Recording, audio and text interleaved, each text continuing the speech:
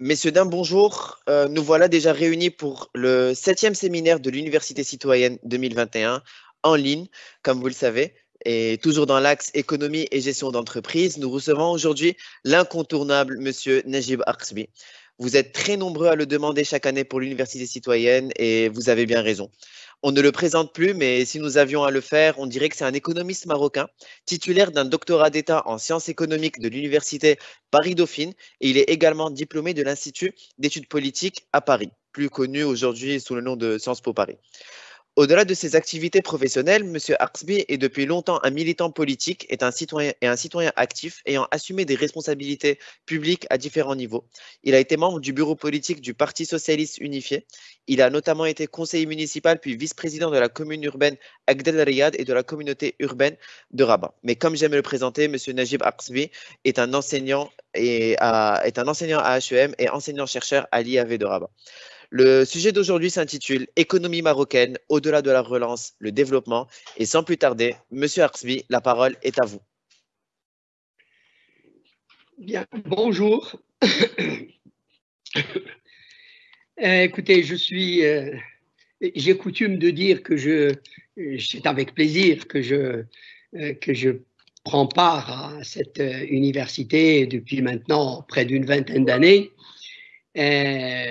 Ça peut paraître une clause de style. Je pense que cette année, vraiment, compte tenu de mon état, il y a un prix à payer. Je suis volontiers désireux de le payer parce que, je répète, c'est un réel plaisir d'avoir cette rencontre avec le public de l'université citoyenne, un public aussi, comme j'ai coutume également de dire, qui généralement va de 7 à 77 ans et qui n'est là que pour le plaisir d'apprendre, d'échanger et d'avancer dans la connaissance. Alors, le sujet, vous l'avez rappelé, économie marocaine, au-delà de la relance, le développement. Alors d'abord, une petite explication. L'économie marocaine aujourd'hui, effectivement, est encore, on y reviendra bien sûr, est plongée dans une profonde crise. Il est question depuis quelques mois d'un plan de relance. Et moi, ce que je proposerais, ce que chacun peut légitimement, ce à quoi chacun peut légitimement aspirer, c'est évidemment le développement. C'est pour ça, donc, au-delà de la relance, le développement, et je dirais le développement au sens que lui ont donné les premiers explorateurs de l'économie de développement qu'ont été François Pérou, Prébisch, jusqu'à Samir Amin et en passant par Furtado. C'est quoi le développement? Vous savez, la croissance, c'est quantitatif. C'est une progression d'un PIB, d'un produit intérieur brut. C'est tout à fait quelque chose de mesurable, même si c'est très controversé. Le développement, c'est autre chose. Le développement, ça ajoute c'est une mutation. Ça ajoute une dimension qualitative, c'est une globalité, c'est un ensemble de mutations, d'avancement, aussi bien dans les domaines de la démographie, domaine social, politique évidemment, culturel, écologique. C'est réellement un ensemble. Et si vous voulez, pour faire simple, c'est à la fois le niveau de vie et le bien-être. Et je dirais même peut-être d'une façon plus simple encore, le développement, c'est la croissance plus le bien-être. Et tout évidemment, tout le débat se situe au niveau de ce bien-être. Alors, vous savez, la relance, c'est ponctuel. C'est ponctuel. Ça permet, il y a une économie qui est aujourd'hui quasiment à l'arrêt, il s'agit de la faire redémarrer. C'est donc un acte ponctuel. Le développement, c'est un processus. C'est un processus, c'est un cheminement, c'est un processus cumulatif qui devrait donc nous mener vers une meilleure vie, une meilleure façon de vivre et de vivre ensemble. Alors, ceci étant, mon propos, et en même temps, je dirais 3 observations préliminaires. Donc, 3 points. Le premier est que, comme j'ai dit, il est question de relance. Évidemment, on a le droit de se poser la question, quel type de relance? Est-ce que c'est la bonne relance? Mais au-delà de cela, moi j'ai envie de dire qu'une crise comme celle que nous vivons aujourd'hui, qui est la première depuis un siècle en fait, évidemment qu'une crise, ça peut être, c'est souvent une calamité, mais c'est aussi, ça peut être aussi une formidable opportunité. Une crise, ça peut être ce moment exceptionnel pour oser faire ce qu'on n'a pas osé de faire avant la crise. Et donc, ici, je veux d'abord la retenir comme une opportunité. Deuxièmement, je dirais que je suis d'autant porté à cette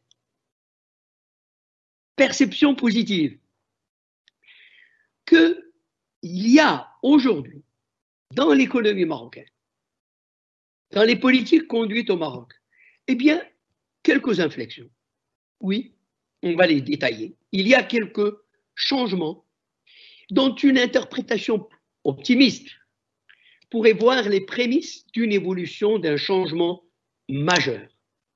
Et donc, je veux être optimiste. Ça peut, soit dit en passant, ça peut peut-être étonner certains qui me disent que je suis toujours pessimiste. Ceux qui me connaissent et qui savent ce que je dis depuis, notamment dans cette université, savent que quand il y a quelque chose de positif, il faut le dire, au contraire, il faut le dire et l'applaudir. Quand ce n'est pas le cas, malheureusement, eh bien, ce n'est pas le cas. Eh bien, là, je dis qu'il y a des inflexions dans les politiques économiques du Maroc, je vais les rappeler, et je pense qu'elles s'inscrivent dans une évolution qui part de la relance et peut aller vers le développement. Alors, c'est un aspect positif. L'autre aspect qu'on ne peut évidemment pas ignorer, le troisième point préliminaire, c'est la nécessité, je pense réellement, de faire preuve, je dirais à la fois d'humilité et de lucidité. Humilité d'abord à l'égard de nous-mêmes, la communauté des économistes. Malheureusement, la crise est encore là et une fois de plus, nous n'avons pas vu grand-chose venir. Nous n'avons rien vu venir. Cette fois-ci, on pensait que la crise allait venir du système financier qui n'a pas été véritablement réformé depuis la crise de 2008. On pensait que peut-être la crise allait venir du côté de la dette plutôt privée que publique. Eh bien non. Eh bien non, la crise est arrivée d'un virus, un sombre virus, au fin fond de Wuhan en Chine. Et personne n'a vu venir cette crise-là. Et donc je dis, nous devons faire preuve d'humilité, mais en même temps, la lucidité nous impose de dire que le degré d'incertitude aujourd'hui est encore tel qu'il n'est pas possible réellement d'être certain dans ses prévisions. Je veux dire par là qu'aujourd'hui, à l'heure où nous parlons encore, il y a encore tellement d'interrogations sur l'évolution du virus, sur le devenir des vaccins qui sont en train d'être opérés, et donc sur les possibilités de dépassement de la pandémie pour être ensuite en mesure de fonder les bases d'une nouvelle économie. Et donc la lucidité implique de dire que tant qu'il y ait l'incertitude, c'est l'ennemi de l'économie, c'est l'ennemi de l'avenir. Et donc, tant que cette incertitude est encore là, il faut être prudent dans nos projections et nos prévisions. Voilà les 3 points que j'avais besoin, en fait, de bien préciser au départ. Maintenant, comment vais-je dérouler cet exposé? Je dirais en 4 points. Premier point, il faut quand même un petit cadrage macroéconomique sur l'économie marocaine. Aujourd'hui, simplement, ça va être très très rapide, mais simplement histoire de dire où en sommes-nous aujourd'hui dans cette économie-là, après presque un an de crise. 2, cette crise précisément, Eh bien oui, figurez-vous, elle nous a appris des choses. Et donc, il s'agit aujourd'hui d'extraire les enseignements forts qu'on peut tirer de cette crise. Enseignements, évidemment, qui ensuite peuvent être transformés en projets d'avenir. Troisième point, eh bien oui, la relance. Il y a aujourd'hui un plan de relance. Et là aussi, il ne s'agit pas de le retrouver, de l'exposer entièrement. Il s'agit simplement d'en extraire quelques points qui me paraissent, notamment faire partie de ces inflexions, de ces projets porteurs d'avenir, pour ensuite, évidemment, et ce sera la dernière partie, aller vers quelques propositions de développement, si je puis dire. Donc, vous voyez, l'état de l'économie, c'est le premier point. 2, les enseignements de la crise. 3, le plan de relance, la relance. 4, le développement. Voilà un peu la feuille de route que je voudrais suivre avec vous. Alors, très, très rapidement sur le premier point. On sait que la crise, après la pandémie, la crise économique au Maroc a été, mais comme dans beaucoup d'autres pays, elle a été à la fois, c'est son caractère un peu inédit, elle a été à la fois une crise de l'offre, donc la production s'est effondrée, et une crise aussi de la demande. La demande s'est effondrée. Et je dirais, j'ajouterais une sorte d'effet aggravant au Maroc qui a été il s'est fait que 2020 a aussi été une année d'une sévère sécheresse, ce qui a accentué encore l'impact de la crise. Alors aujourd'hui, au jour d'aujourd'hui, si nous prenons simplement les derniers indicateurs qui existent, publiés par le Haut Commissariat au plan, qu'est-ce qu'on peut dire simplement pour caractériser la situation de l'économie marocaine au jour d'aujourd'hui, disons à l'issue de 2020. Le produit intérieur brut s'est effondré de 7 points. 7%, moins de 7%. Je peux vous dire que c'est tout simplement historique. Et dire de mémoire d'économistes vigilants et vieillissants, on n'a pas vu ça. Il faut remonter peut-être à 1995 et encore. En 1995, on avait fait moins 6,6. C'était encore moins grave peut-être que cela. Donc c'est un effondrement du PIB. Et je peux même vous dire qu'aujourd'hui, par exemple, même les prévisions les plus optimistes font que nous ne risquons pas de retrouver le niveau du PIB de 2019, c'est-à-dire qui était de l'ordre de 2150 milliards de dirhams. Nous ne risquons pas de le retrouver avant 2022, voire 2023. C'est vous dire l'impact de la crise. Alors, je ne rentre pas dans l'impact sectoriel. Vous savez qu'il y a évidemment des secteurs qui ont été plus touchés que d'autres, le tourisme, on le sait trop, mais aussi le textile, l'habillement, le commerce, le transport, même les BTP, même certaines industries. Bien.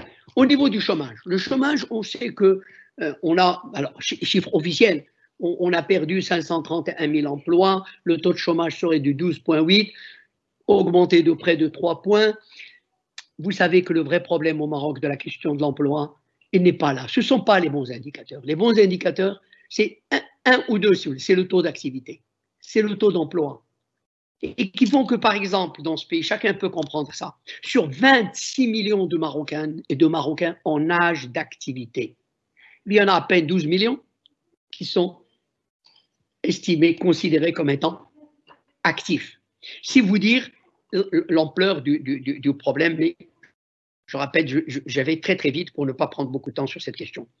Là, évidemment, la consommation s'est effondrée également. C'est également un effondrement historique. C'est le terme du HCP, 9,4%, la consommation des ménages. Que vous dire, le commerce extérieur, alors lui, il faut le dire, a baissé, mais moins que ce qu'on aurait pu penser. On a quand même un déficit commercial de l'ordre de 14 à 15 points de PIB. C'est moins que ce qu'on en aurait pensé, mais tout simplement parce qu'on le sait clairement, les exportations ont baissé, mais les importations ont baissé encore plus, parce que nous avons une économie qui, en réalité, est tellement imbriquée sur les importations. Comme l'économie s'est arrêtée, et bien les importations également ont beaucoup baissé et ça a donné cet effet-là. Alors, je pourrais dire un mot de la dette, par exemple. Jamais on essaie autant endetté à l'extérieur, en devises, qu'en 2020. En gros, on peut dire que la dette publique aujourd'hui, officiellement, alors, elle approche 95%. Je pense qu'on doit être aujourd'hui autour de, si on veut faire un calcul raisonnable, on est autour de à peu près 100% du PIB. Bien. Et enfin, je dirais un mot sur les inégalités, qui peut ne pas constater que malheureusement, encore une fois, ben oui, vis-à-vis de Covid, face à Covid, nous avons été très inégaux. Nous avons très inégalement subi Covid. Je dirais de ceux qui ont tout de suite perdu brutalement leur emploi, à ceux qui ont dû ensuite se confiner, entre ceux qui se sont confinés dans quelques mètres carrés et ceux qui se sont confinés dans des belles villas. Et nous n'avons pas subi de la même façon cette pandémie et les inégalités. Là aussi, ce n'est pas spécifique au Maroc. On sait que cette pandémie Covid-19 a déjà accentué les inégalités dans le monde. Je tiens. Il y a un indicateur pour moi qui est très très important, précisément révélé par cette crise, c'est l'ampleur de la vulnérabilité, pas simplement de la pauvreté, de la vulnérabilité. Vous savez, lorsque on a ouvert une plateforme pour que les gens puissent s'inscrire, pour être en mesure de bénéficier de l'aide, de l'aide directe de l'État, pratiquement, il a fallu enregistrer 5,5 millions de ménages. Ça veut dire près de 25 millions de Marocains. Ça veut dire près des 2/3 de la population. Vous imaginez? Ça, c'est un indicateur qui me paraît très parlant de l'ampleur de la vulnérabilité de la société marocaine. Très bien, voilà. C'est le premier point. Le deuxième point. J'ai dit, cette crise, donc dans sa brutalité, elle nous a appris des choses. Et dans ce qu'elle nous a appris, je vais retenir 2 points tout simplement. D'une certaine façon, nous avons ressenti 2 types de besoins. Un besoin de service public et un besoin de souveraineté. Voilà. J'explique en quelques mots. Le besoin de service public, chacun a pu le constater amplement lorsque, la crise étant là, il a fallu malheureusement constater l'état de notre santé publique, le dénouement aussi bien, disons, les insuffisances aussi bien en matière d'abord de ressources humaines, de médecins, de soignants, de médicaments, de lits, d'hôpitaux. Je pense que chacun a pris conscience très vite de la nécessité en réalité de réhabiliter. D'abord, le service public en tant que service répondant à des besoins vitaux de la population. Évidemment, à travers cela, réhabiliter le service public, c'est réhabiliter l'État. Donc, sa fonction, je dirais, redistributive, dans sa fonction de solidarité, dans sa fonction de prise en charge des besoins collectifs de la population. Deuxième besoin, c'est un besoin de souveraineté. Là aussi, lorsque la pandémie a été déclarée, lorsque brusquement chaque pays a dû fermer ses frontières, tout simplement, et qu'il a fallu se rendre compte que pour avoir tel médicament, tel médicament n'est pas produit chez nous, il est produit en Inde. Tel appareillage est produit ailleurs, en Asie. Bref, chacun a pu constater à quel point ce besoin tout simplement de produire, d'assurer chez soi, sur son territoire, au moins les moyens de produire ce qui est absolument incontournable. C'est-à-dire ce qui est absolument nécessaire à la vie des gens. Et donc, ce besoin de souveraineté s'est imposé de lui-même, très simplement. souveraineté bien sûr en matière sanitaire, mais en matière alimentaire, en matière énergétique, en matière industrielle, bref. Alors, si vous voulez, si je reprends ces deux idées, besoin de services publics et du rôle redistributeur de l'État, et besoin de souveraineté, de sécurité, en réalité, qu'est-ce que je dis là? C'est une remise en cause fondamentale de ce qu'on a appelé depuis une trentaine d'années et ce qui a structuré notre vie économique depuis une trentaine d'années et qu'on a appelé le fameux consensus de Washington. Le libéralisme à tout craint, le libre-échange, le moins d'État, le moins d'impôts, le tout pour l'export, le tout pour le pari, le tout sur le secteur privé. On nous disait que c'est le secteur privé qui allait nous soigner. On nous disait que c'est le marché mondial qui allait nous alimenter et nous soigner. Bref, très naturellement, je peux vous dire, des idées qui semblaient tout simplement inacceptables, pour certains même folles, il y a quelques mois, quelques années, se sont d'elles-mêmes imposées du jour au lendemain. Et alors, dans cette foulée, eh bien oui, pour parler concrètement de l'économie marocaine, ben oui, dans cette foulée, je dirais des tabous sont tombés. Oui, concrètement, il n'y a pas eu simplement des enseignements. Je dirais des tabous sont tombés. Alors, lesquels? J'en retiens 3 ou 4, si vous allez voir tout de suite les choses, et ça va fonder les propositions de développement après. Quel est le premier? Mais tout simplement le revenu direct, le fameux revenu direct qu'on a dû distribuer entre le mois d'avril et le mois de juin. Vous savez, je pense que les gens qui me suivent à l'université citoyenne savent l'histoire de ce revenu direct. J'en ai fait une ou deux pendant 2 années, peut-être des conférences un peu partout. En vérité, au Maroc en tout cas, ça s'inscrivait dans le cadre de la réforme de la caisse de compensation. Et l'idée était de considérer que s'il fallait réformer la caisse, et donc en fait abolir le système de subvention de certains produits de base à travers les prix, et bien, avant cette réforme, il fallait se mettre à distribuer des revenus directs à la population qui en a besoin,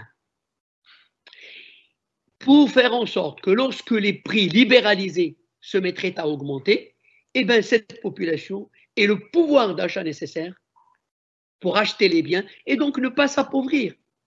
L'idée était simple. Et évidemment, dois-je vous dire que cette idée de revenu universel, en fait, rejoint, c'est toute une tendance mondiale aujourd'hui, partout dans les pays développés, même dans certains pays en développement, la question du revenu direct est devenue une nécessité absolue. Malheureusement, nos responsables ont refusé cette idée depuis très longtemps. Et je vous ai dit, alors que en 2013, 14, 15, cette idée, dans le sillage de la réforme de la caisse de compensation, semblait avancer. Et puis, malheureusement, il ne s'est rien passé. Et les gouvernements qui se sont succédés n'avaient rien fait sur ce registre. Eh bien, jusqu'à l'avènement de la crise. Et là, on a bien vu, en quelques semaines, certes, dans la précipitation, je dirais même dans la douleur, mais il a bien fallu, eh bien oui, s'organiser. Je peux vous assurer, en faisant ce qu'on disait, parce que les solutions, y compris pratiques, c'est-à-dire le fait de payer les gens à travers les mobiles, à travers un code, l'inscription dans une autre, tout ça, c'était des solutions techniques qui étaient préconisées depuis plusieurs années. Mais comme il n'y avait pas de volonté politique, eh bien, il n'y avait pas de solution. Alors la crise arrive, en quelques semaines, les solutions tombent et on se met à distribuer des revenus. C'est une révolution. Maintenant, évidemment, si c'est, après, vous savez, malheureusement, pour le gouvernement, ça a été une parenthèse. Au mois de juin, l'aide s'est arrêtée et c'est fini. Il est évident que je répète, ce tabou qui est tombé n'aurait de sens historique que dans la mesure où, maintenant, Ce qu'on a fait dans la crise et la douleur, ben, on le transforme en système durable, pérenne, qu'on mette en place un système de distribution de revenus directs pour la partie de la population qui en a besoin. Et vous le savez, moi j'ai toujours dit, ça n'est pas de la, ça c'est pas de la bienfaisance. C'est pas de la bienfaisance, c'est un droit, c'est une vision d'un état de droit qui a des devoirs vis-à-vis de sa population démunie, qui, parce qu'il prélève des impôts, eh ben, a aussi le devoir de redistribuer une partie des impôts en garantissant un revenu que j'appelle d'ailleurs moi personnellement le revenu de la dignité. C'est le revenu de la dignité d'une partie de la population. Très bien. Voilà donc le premier point. Il me semble que cette crise a fait tomber ce tabou. Première chose. Deuxième chose. En matière de politique industrielle, l'import-substitution. Là aussi, vous savez, dans le sillage du consensus de Washington, on nous disait, alors je parle de l'industrialisation, import-substitution, ça veut dire industrialisation par substitution, ou là, en substitution aux importations. C'est-à-dire tout simplement qu'il s'agit de produire sur place tout ce qu'on peut produire sans avoir à l'importer. Tout simplement. Et vous savez, aussi, cette idée aussi simple, elle était refusée d'une manière dogmatique, aveugle. Pendant 30 ans, on disait, mais il y a des choses qu'on peut produire, pourquoi vous voulez absolument les importer? On nous disait, mais le marché mondial, sur le marché mondial, on peut avoir des prix plus intéressants, une qualité.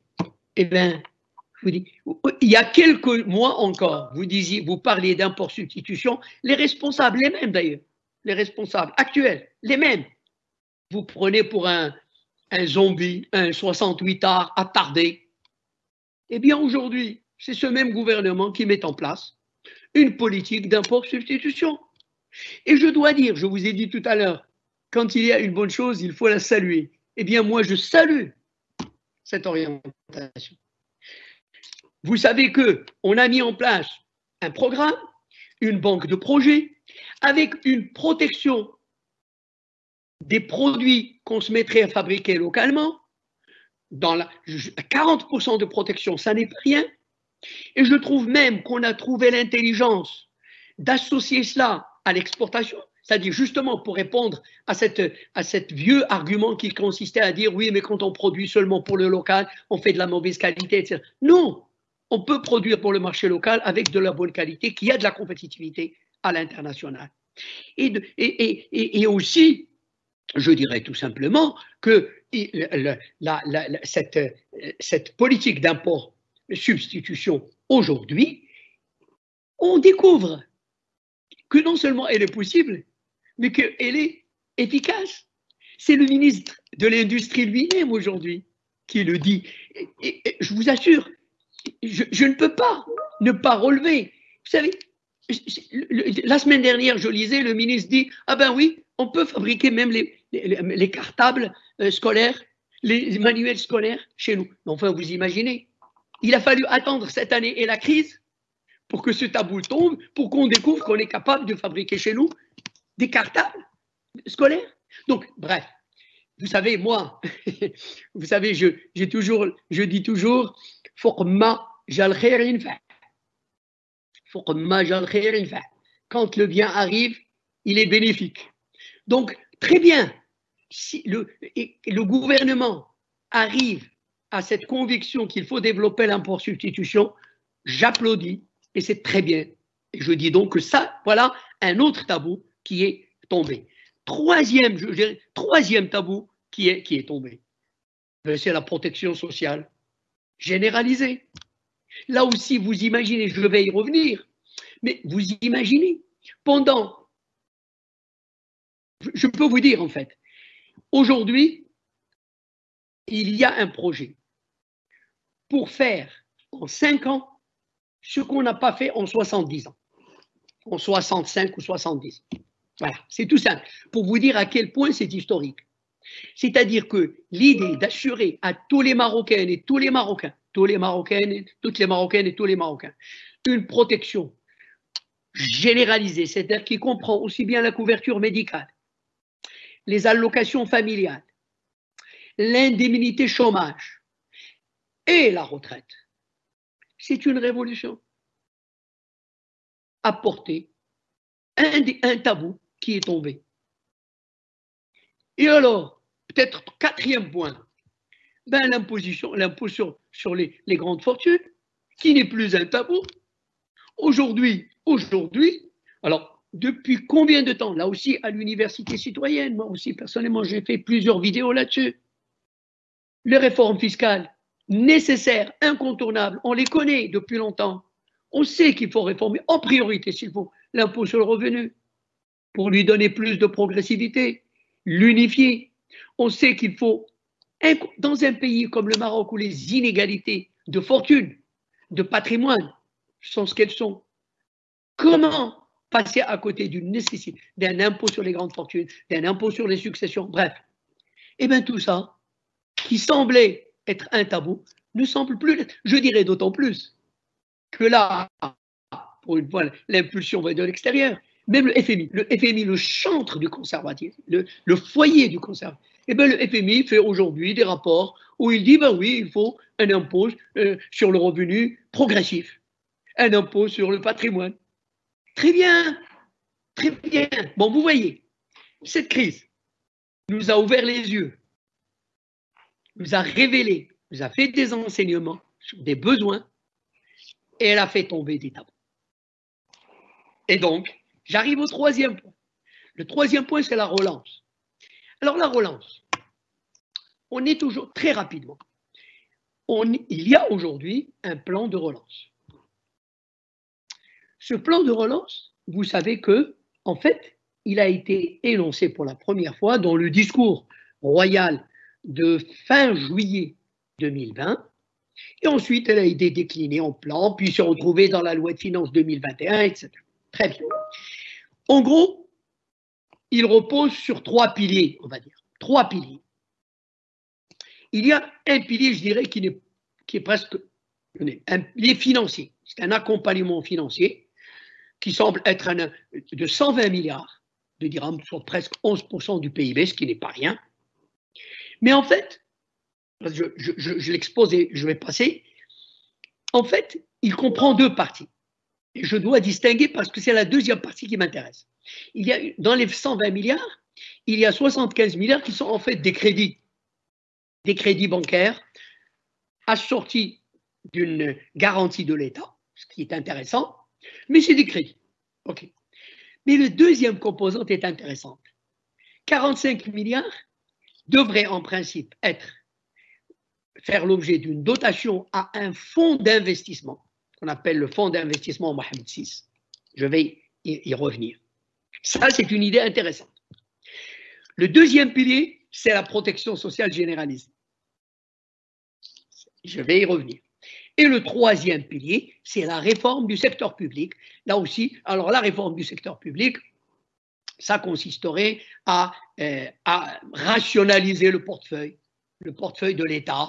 Ça pourrait donner lieu à des fusions, des regroupements, la création d'un holding public qui regroupe tout ça. Bref. Alors, voilà le plan de relance. En vérité, si l'on considère que la réforme du secteur public, pour l'instant, honnêtement, on n'a pas assez d'informations pour pouvoir en parler. Si on estime, comme je vous ai dit, que les 75 milliards de crédits bancaires, c'est classique, c'est de l'accompagnement. Qu'est-ce qui reste? Il reste, je dirais, alors, mais il reste le fonds d'investissement et il reste la protection sociale généralisée. Et je vais dire un mot du fonds social, du fonds Mohamed VI et de la réforme sociale, parce que j'estime que ce sont là aussi, deux idées porteuses d'avenir. Alors, un mot sur le fond pour pouvoir m'attarder peut-être un peu plus sur la protection sociale généralisée. Le fonds Mohamed VI est une très bonne idée. Elle n'est pas nouvelle, parce qu'il existe déjà le fonds Hassan II, qui avait à peu près des mêmes fonctions. L'idée, c'est à la fois, si vous voulez, d'intervenir de manière directe, je dirais, et indirecte. Direct, ça veut dire l'État s'engage dans des grands chantiers, le financement de grands chantiers d'infrastructures, soit directement, soit comme on dit maintenant, en PPP, partenariat public-privé, mais aussi de manière indirecte, c'est-à-dire en prenant des participations, en entrant dans le capital, d'entreprises en difficulté. L'État deviendrait ainsi actionnaire, disons, dans des secteurs qu'ils estiment stratégiques, dans l'innovation, dans la recherche, etc. Bien. Je trouve que même si malheureusement l'expérience précédente n'était pas concluante, il me semble que cette idée d'un fonds qui surtout, moi je retiens tout, pourrait intervenir pour prendre des participations, pour sauver des entreprises, pas n'importe quelle entreprise, sauver des entreprises qu'on peut considérer à l'échelle nationale comme des entreprises stratégiques, névralgiques, essentielles. Ce pourrait être une bonne chose. Et je l'ai déjà dit dans plusieurs vidéos, je pense que ce fonds serait bien inspiré, mais s'il commence justement, en fait, par... Il y a aujourd'hui, nous avons devant nous un cas tout à fait emblématique. Un cas qui n'est autre que celui de la Samir. Voilà une entreprise stratégique, névralgique, tout à fait essentielle à tous les niveaux, je n'ai pas le temps de détailler, mais dont l'État d'ailleurs déjà aujourd'hui est le premier créancier. Et quelle autre entreprise pourrait être la mieux indiquée aujourd'hui pour que ce fonds d'investissement inaugure, et de la belle manière, son action, en sauvant cette entreprise, en convertissant une partie de sa dette en capital, en entrant dans le capital de la société et en permettant au pays de garder cet instrument, je répète, ce joyau de l'industrie nationale, cet outil de préservation d'un minimum de sécurité énergétique du pays. Donc voilà, je considère que l'idée du fonds est intéressante. Elle gagne à être orientée vers ce type d'action et si elle le fait, je pense que ça serait une très très bonne chose. Maintenant, je passe au deuxième point qui me paraît essentiel. J'ai dit tout à l'heure que la protection sociale généralisée me paraît, et je mesure mes mots, c'est une réforme structurelle, c'est une réforme structurante, décisive, qui peut être de nature réellement à nous mettre sur le train de tout ce qu'on pourrait appeler, tout simplement, on pourrait appeler l'État social. L'État social. Certains disent l'État protecteur. Moi, honnêtement, si on réalise, alors évidemment, tout est dans le si, et le si, malheureusement, il faut le mettre avec un grand S. Si cette réforme est conduite bien, à terme, ben oui, là, oui, on pourra parler réellement d'une réforme de règne. L'histoire retiendra cette réforme-là, cette avancée-là. Alors, j'ai dit tout à l'heure, l'idée, c'est qu'entre 2021, donc aujourd'hui, et 2025, il y a deux moments. Il y a la période 2021 ou 2023, à 2023, où on devrait généraliser l'assurance maladie obligatoire et les allocations familiales. Et ensuite, entre 2023 et 2025, également couvrir, donner une indemnité contre le chômage pour perte d'emploi à la population active qui serait en situation de la demander, et d'autre part, la généralisation, évidemment, de la retraite pour la population concernée. Bien, j'ai dit donc que là, il s'agit réellement d'arriver en 2025 dans une situation où l'État peut se considérer réellement comme un État social, du moins à ce niveau-là. Alors, il y a beaucoup de questions qui se posent, évidemment. J'ai dit si, tout est dans ces si. Au départ, je peux vous dire, il y a quelques jours, j'ai fait plusieurs vidéos là aussi sur cette question. Je disais, il faut d'abord faire des choix, qui sont des choix systémiques. Et notamment, par exemple, vous avez dans ces systèmes-là souvent des systèmes qui sont basés sur le principe de la capitalisation, le principe de la solidarité. Je pense qu'il y a aujourd'hui une sorte de loi cadre qui rassure de ce point de vue-là. Le principe semble être celui de la solidarité. On insiste beaucoup sur le principe de solidarité et ça me paraît également une très très bonne chose. Alors, qu'est-ce qu'il faudrait en gros? Moi, je dirais qu'il y a 3 points qui me paraissent essentiels. Et d'abord, évidemment, il faut un cadre législatif, réglementaire, c'est-à-dire qu'il faut des lois. Le Parlement prochain devra beaucoup travailler parce qu'il faudra mettre des lois pour organiser, encadrer tout cela, créer les instances nécessaires de gouvernance. C'est très, très important. Première chose. Deuxième chose, réhabiliter, vous savez, un système, par exemple, de couverture maladie, vous savez, quand même, il faut revenir à des choses essentielles et c'est là où il faut être vigilant. On a beau avoir la couverture qu'on veut, s'il n'y a pas les infrastructures sanitaires, humaines, nécessaires pour assurer cette couverture médicale, ça restera un coup d'épée dans l'eau.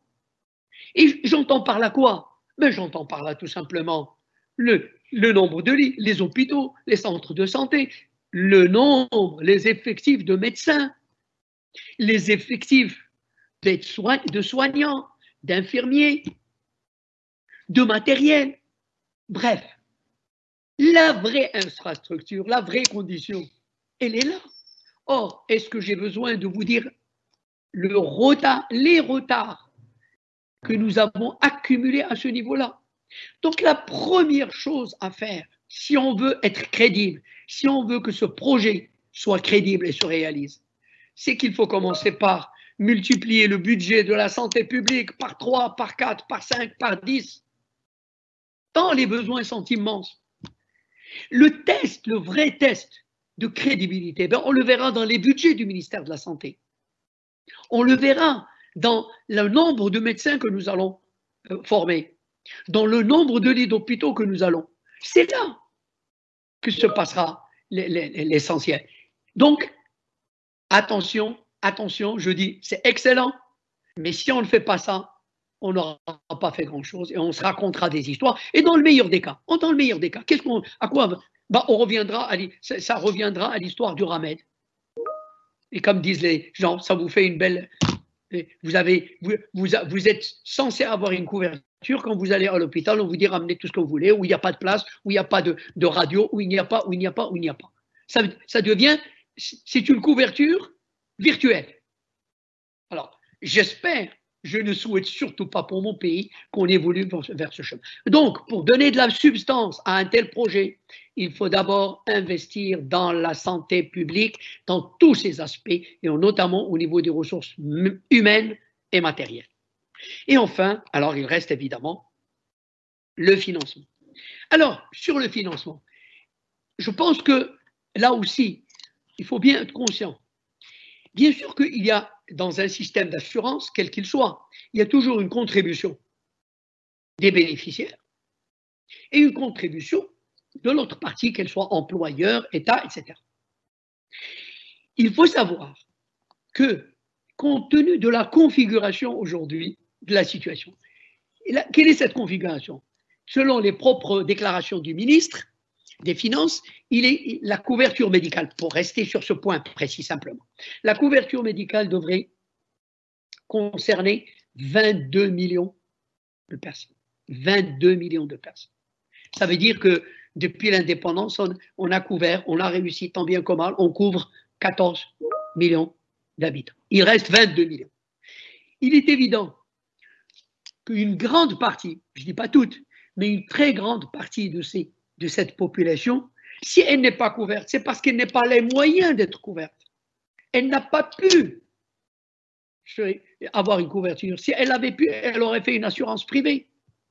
Donc, les 22, une grande partie, je ne connais pas la proportion, mais une grande partie de cette population, par définition, est une population vulnérable, démunie, qui peut contribuer peut-être, mais si peu, Et quand je dis donc qu'il ne peut contribuer que peu, ça veut dire tout de suite que l'essentiel du financement devra venir de l'État.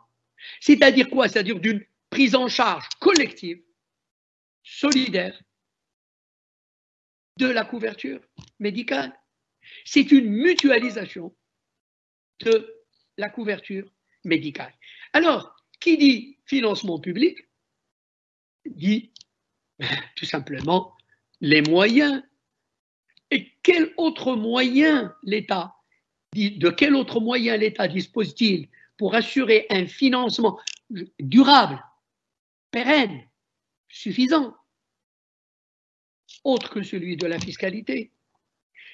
Malheureusement, pour l'instant, par exemple, je viens de lire, on nous dit que ça demanderait 51 milliards, et que sur les 51 milliards, 23 milliards reviendraient au budget de l'État et 28 milliards au mécanisme de contribution. Je ne peux pas discuter ces chiffres parce que je ne connais pas les détails, la manière dont ça a été calculé. Ce qui me paraît très important, très simple à dire, c'est que, il est évident qu'avec le système fiscal que nous avons aujourd'hui, dois-je rappeler que de l'avis unanime, c'est un système qui est aussi inefficace qu'inéquitable. C'est un système qui aujourd'hui, à travers ce que j'appelle le taux d'autosuffisance fiscale, c'est-à-dire que les recettes collectées de l'ensemble de ce système fiscal, aujourd'hui ne permettent de couvrir, chiffre de 2021, sur la base de la loi de finances de 2021, donc l'ensemble des recettes fiscales ne devrait couvrir que 53%. 53% des dépenses du budget général de l'État. Des dépenses du budget général. C'est un système fiscal donc totalement défaillant. Et ce n'est donc pas ce système fiscal qui pourra assurer le financement pérenne d'un projet aussi ambitieux que celui de la protection sociale généralisée. Donc il faut des réformes fiscales.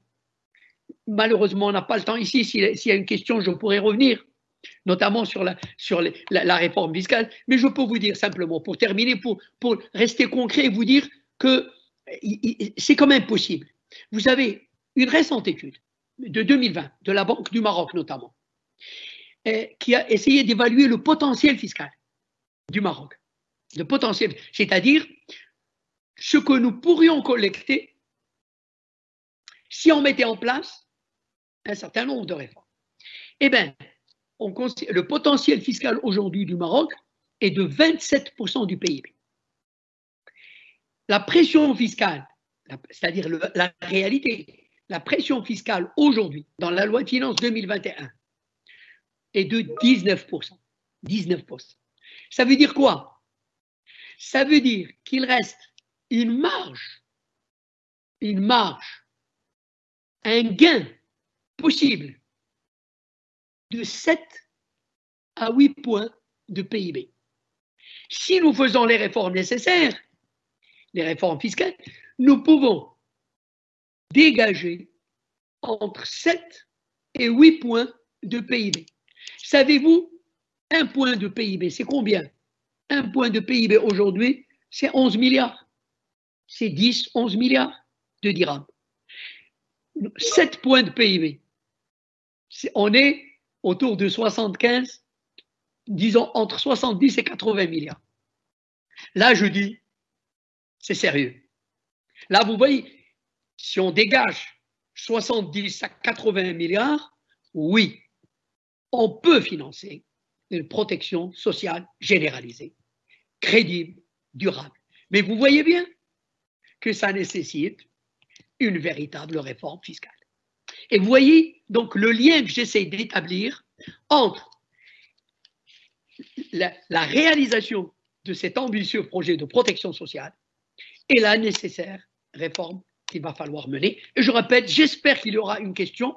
Je reviendrai pour donner quelques éléments de cette réforme. Bien, alors je ne sais pas combien il me reste de temps. Si vous me donnez encore 10 minutes, On peut aller pour 5-10 minutes si vous voulez, c'est Ok. Alors, merci. Merci pour votre générosité. Alors, c'est juste en fait pour vous dire, le 4e point, je dis, alors, après la relance, le développement. Très bien. Alors, vous allez voir, le développement, ça veut dire, en fait, quelles sont les réformes nécessaires qu'il faut maintenant engager avec détermination en puisant dans l'expérience, aussi bien l'expérience ancienne que toute nouvelle révélée par la crise, comme je viens de dire. Donc, en puisant dans l'expérience, en puisant aussi dans ce qui est déjà en train de se faire. Je dis bien, c'est ça qui est intéressant. J'ai insisté tout à l'heure sur les tabous qui sont tombés pour vous dire, en fait, que les quelques propositions que je veux faire entre nous, je les fais, on est nombreux à les faire depuis longtemps. Comme dire, ce n'était pas le temps. Ce n'était pas leur temps. Maintenant, apparemment, c'est leur temps. C'est-à-dire qu'aujourd'hui, il semble qu'il y a une meilleure réceptivité.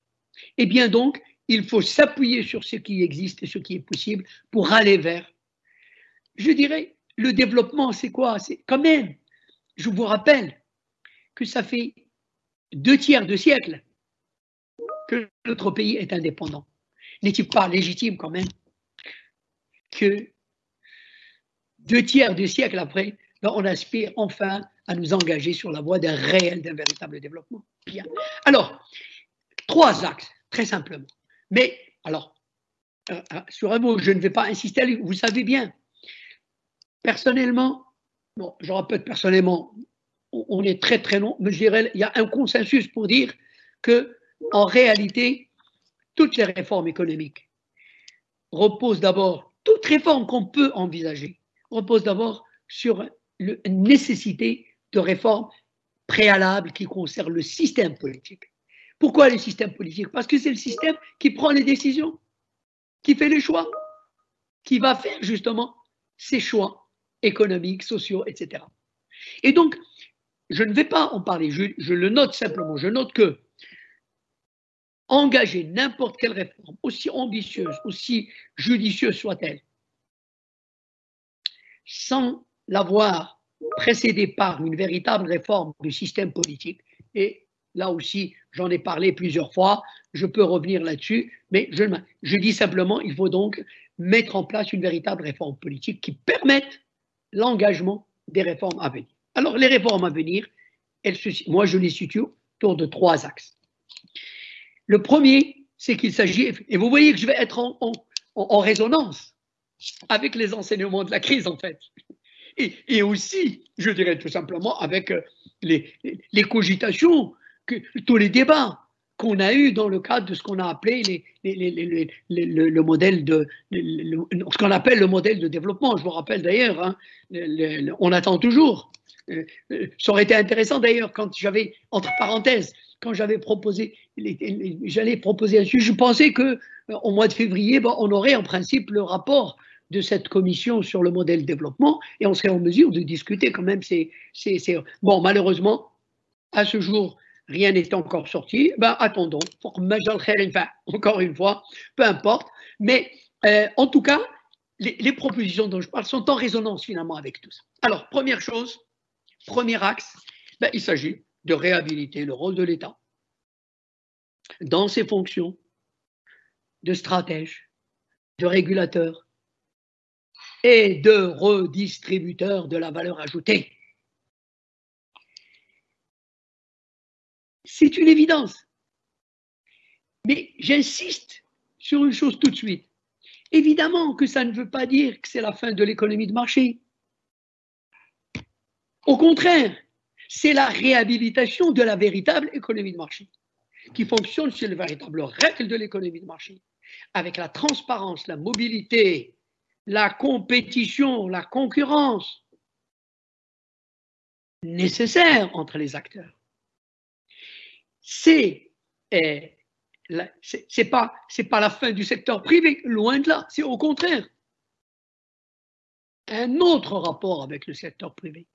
Un rapport, tout simplement, qui est fondé sur une relation rationnelle, contractuelle, avec des droits et des avantages, des droits et des engagements. Un secteur privé qui soit réellement, je dirais, constitué d'entreprises citoyennes. Malheureusement, c'est un mot qu'on galvaude, ça et là. Mais l'entreprise citoyenne, elle existe, elle devrait exister, mais elle a ses règles. Elle a ses règles.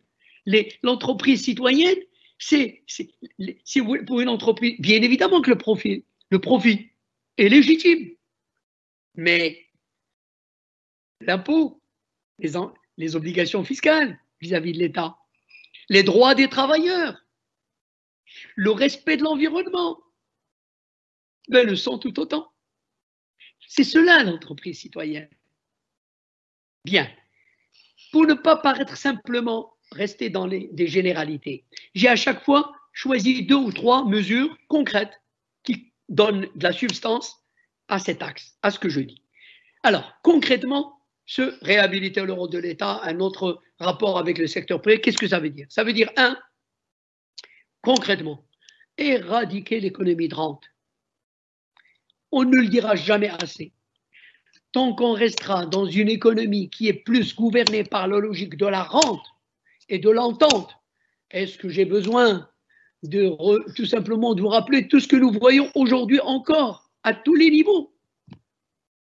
Il s'agit de réhabiliter, de crédibiliser, par exemple, le Conseil de la concurrence, dont on voit bien ce qui lui arrive en ce moment. Il faut réhabiliter, il faut crédibiliser les instances de régulation.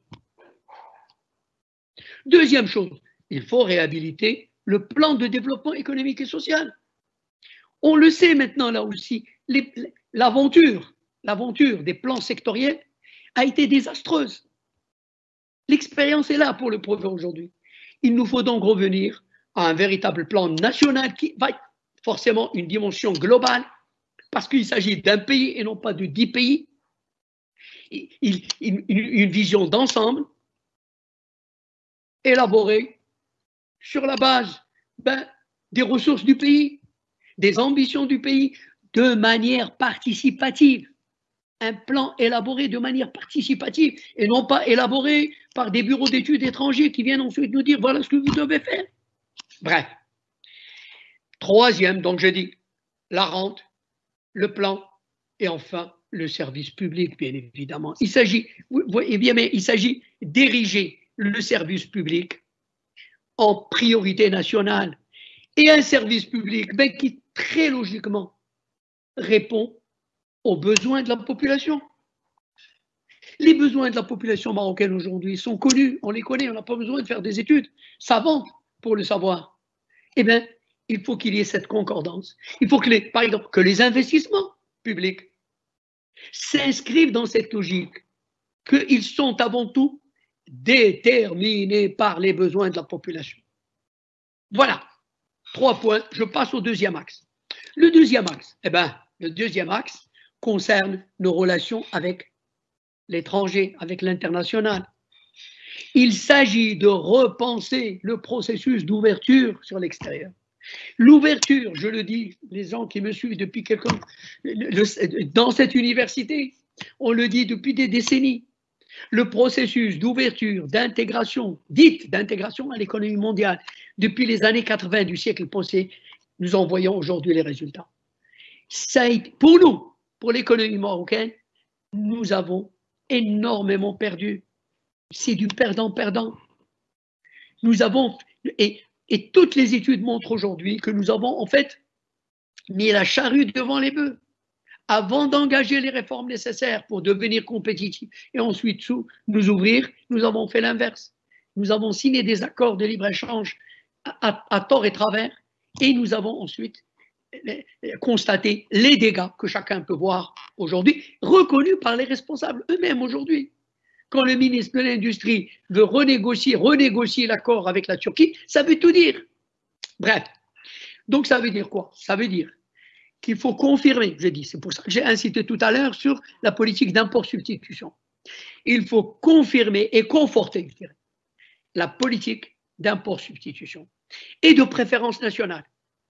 Autrement dit, mettre en place, oui, comme je dis bien, et là j'applaudis, comme ce qui est en train de se faire aujourd'hui, une politique de protection sélective et contractuelle, ça veut dire avec des je te protège avec tel droit de douane, tel système de protection, mais en contrepartie, quels sont tes engagements en matière de valeur ajoutée, en matière de taux d'intégration, en matière de compétitivité, en matière de droits des travailleurs, en matière de ressources, de préservation des ressources naturelles, etc.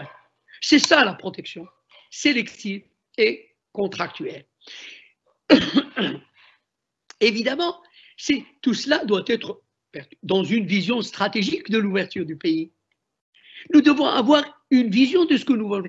Évidemment qu'il ne s'agit pas de s'enfermer, mais s'ouvrir avec une vision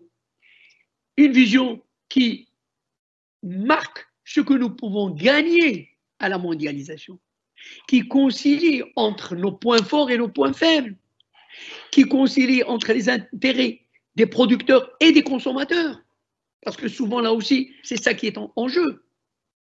Bien, là aussi, des choses concrètes. Deuxième chose, et oui, il faut renégocier, remettre en cause les accords de libre-échange. On ne l'a assez dit. Aujourd'hui, on commence à le reconnaître. Ça veut dire qu'il faut, mais alors là, vous le savez bien, la Turquie, c'est comme je coutume de dire, c'est un peu le hayt al-qsawar. On va taper sur les doigts d'un partenaire avec lequel peut-être on a un déficit d'une vingtaine de milliards et on oublie, entre guillemets, de s'adresser aux partenaires européens avec lesquels on a un déficit 4-5 fois plus important. Il y a quelque chose quand même qui n'est pas logique. Donc, si on veut crédibiliser ce processus, il ne faut pas le politiser, justement, et c'est moi qui le dis, là. Il ne faut pas le politiser. Il s'agit, effectivement, à partir d'études approfondies, réfléchies, de ce que sont nos intérêts, de ce qu'est notre potentiel, ben oui, de repenser les accords de libre-échange, notre partenariat avec nos partenaires internationaux sur de nouvelles bases. Et évidemment, sur la base d'une étude précise de ce que peut être d'abord notre offre exportable. Parce qu'il est évident qu'il n'est pas question là aussi de négliger les exportations. Les exportations devront se développer, mais elles devront se développer à partir d'une vision d'ensemble de notre potentiel. Dernier point, très important. Repenser nos relations avec les institutions financières internationales. Là, c'est pas, il fait quand même, le temps n'est-il pas venu là aussi de dire très simplement, très clairement, que ce qu'on nous dit être les institutions financières internationales ne sont pas des institutions de développement, ce sont des institutions, ce sont des institutions de prédation. Oui, ce sont des institutions de prédation. 60 ans d'expérience sont là pour nous montrer que la Banque mondiale, si les recommandations que la Banque mondiale nous faisait depuis 60 ans, ce n'est pas gratuit, c'est chèrement payé. Si ces recommandations avaient quelconque utilité, ça se saurait. Bien au contraire, ce sont ces recommandations qui nous ont plongés dans la pauvreté et le sous-développement. Oui, je vous assure, je ne suis pas là en train de faire de la... Je mesure ce que je dis, et j'ai les preuves. Et on peut faire, vous le savez, j'ai écrit beaucoup de choses là-dessus. Il est temps, mais tout simplement qu'on apprenne à nous dire que oui, nous n'avons pas besoin des rapports de la Banque mondiale pour le développer, pour faire nos choix. Nous n'avons pas besoin, nous pouvons, par exemple, avec une politique fiscale, une politique financière plus appropriée, oui, acquérir une autonomie de financement qui nous permet de tendre la main au Fonds monétaire international. nous pouvons conduire des politiques publiques qui nous permettent d'avoir une autonomie vis-à-vis des institutions internationales. Et donc, je propose concrètement qu'on inscrive dans la Constitution une clause d'indépendance vis-à-vis des institutions financières internationales.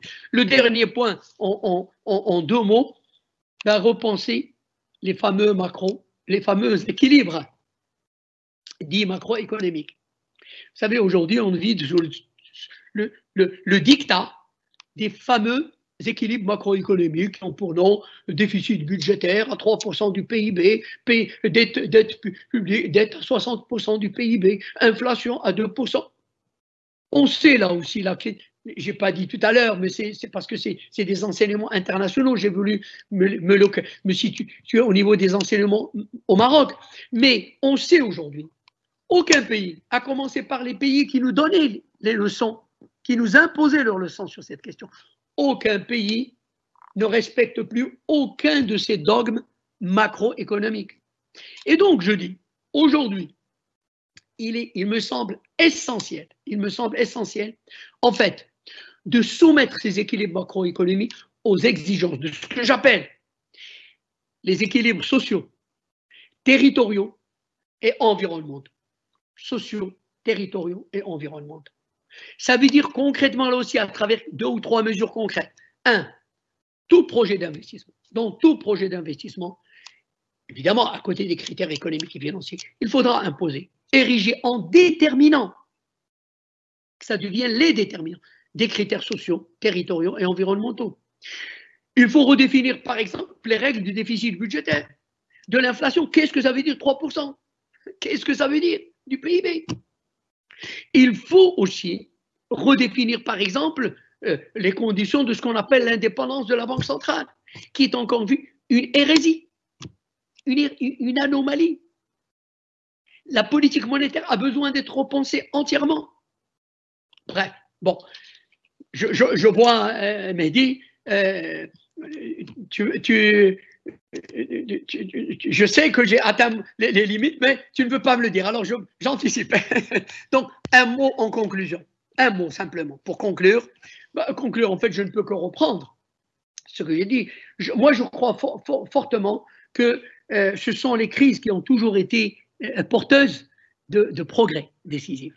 Et je pense que cette crise-là peut être porteuse de ces bons en avant tout à fait décisifs. Il faudrait donc, je dirais juste, de l'audace et beaucoup de volonté politique. Et merci. Merci beaucoup, Serge.